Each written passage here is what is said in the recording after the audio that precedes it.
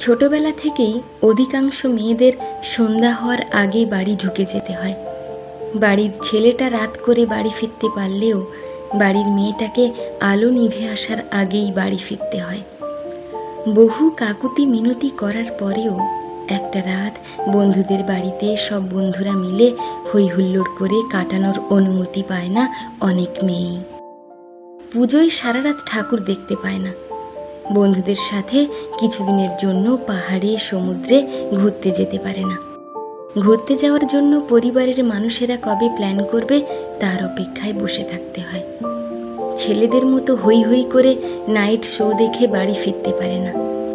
বন্ধুরা মিলে শহরের মধ্যেই কোথাও দেখা করে একটা দিন কাটানোর প্ল্যান হলে সেখানেও জবাবদিহি করতে হয়, কতজন মেয়ে যাবে?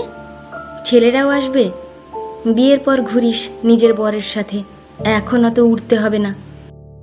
এমতাবস্থায় অধিকাংশ মেয়েরাই ভাবে কবে স্বাবলম্বী হব, কবে নিজের জীবনটা নিজের মতো করে নিজের শর্তে বাঁচতে পারবো, কবে সেই ছোট্ট বয়স থেকে নিজের উপেক্ষিত ডানা জোড়া মিলে দাঁড়িয়ে থাকতে পারবো সেই সমস্ত জায়গায় যেখানে দাঁড়িয়ে থাকতে মন চায়।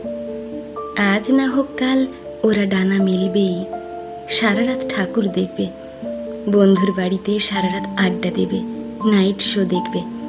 পাহাড়ে যেতে ইচ্ছে করলে দার্জিলিং মেলের একটা টিকিট কেটে একলাই পৌঁছে যাবে মেঘ কুয়াশার দেশে।